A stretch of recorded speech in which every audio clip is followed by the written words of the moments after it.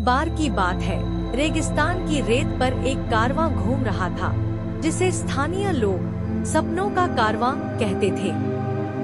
यह कारवां दुर्लभ जड़ी बूटियां, बहुमूल्य रत्न और व्यापारिक सामान लेकर रेगिस्तान के सुदूर क्षेत्रों से होकर यात्रा करता था। एक दिन कारवां रहस्यमय तूफान में खो गया और उसके साथ ऐसी कहानियां जुड़ गई जो सदियों तक सुनाई जाती रहेंगी। खालिद नामक एक युवा व्यापारी अपने पिता के साथ रेगिस्तान से होकर यात्रा कर रहे एक बड़े व्यापारिक कारवां का हिस्सा था। यह उसकी पहली यात्रा थी और वह हमेशा की तरह उत्साहित था। कारवां में लगभग 30 ऊंट, अनुभवी मार्गदर्शक और विभिन्न व्यापारिक सामान शामिल थे। इस यात्रा का उद्देश्य दूर दराज के क्षेत्रों में अपना सामान बेचना था। रास्ते में एक वृद्ध मार्गदर्शक शेख रशीद ने कारवां को चेतावनी दी, इस रेगिस्तान में एक जगह है जहां समय रुक जाता है। अगर हम उस जगह के करीब भी पहुंच जाएं, तो वापस आने की उम्मीद मत करना। खालिद ये शब्द सुनकर हंसा। ये तो बस पुरानी कहानियां हैं। चौथे दिन कारवां एक अजीब तूफान में फंस गया। आकाश में रेत के तूफान छाए हुए थे और कुछ भी दिखाई नहीं दे रहा था। शेख रशीद ने कारवां को रोकने की कोशिश की, लेकिन हवा इतनी तेज थी कि सभी लोग अपनी जगह से हिल गए। जब तूफान खत्म हुआ तो कारवां एक अजीब जगह पर पहुंचा।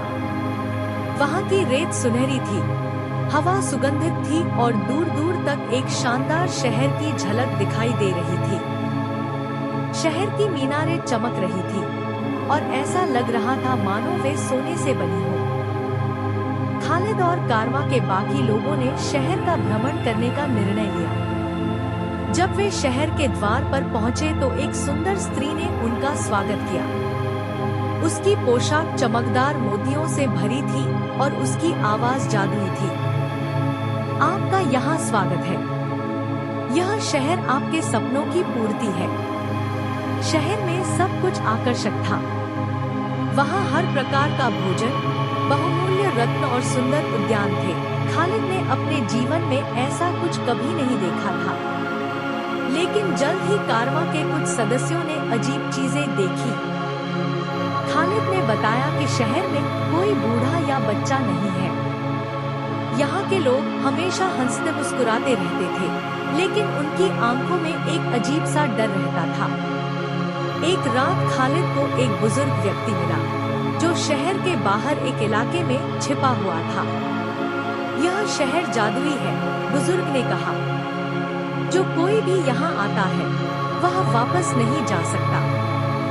ये लोग अपनी आजादी के बदले में ऐशो आराम की जिंदगी जीते हैं। लेकिन जैसे ही आप शहर छोड़कर जाना चाहेंगे, ये आपको रोक देंगे। खालिद ने कारवां इकट्ठा किया और उनकी वापसी की योजना बनाई, लेकिन शहर के द्वार बंद थे। जैसे ही उन्होंने दरवाजा खोलने की कोशिश की, वही खूबसूरत महिला एक विशालकाय प्राणी में बदल गई। उसने कारवां को रोकने के लिए अपने जादू का इस्तेमाल करना शुरू कर दिया। खालिद ने अपनी बुद्धि से एक पुराने नक्शे का इस्तेमाल किया जो उसके पिता ने उसे दिया था। वह एक गुप्त मार्ग से काफिले को शहर से बाहर निकालने में कामयाब रहे। खालिद और कारवां शहर से भागने में सफल रहे, लेकिन वह शहर हमेशा उनके सपनों में बस गया।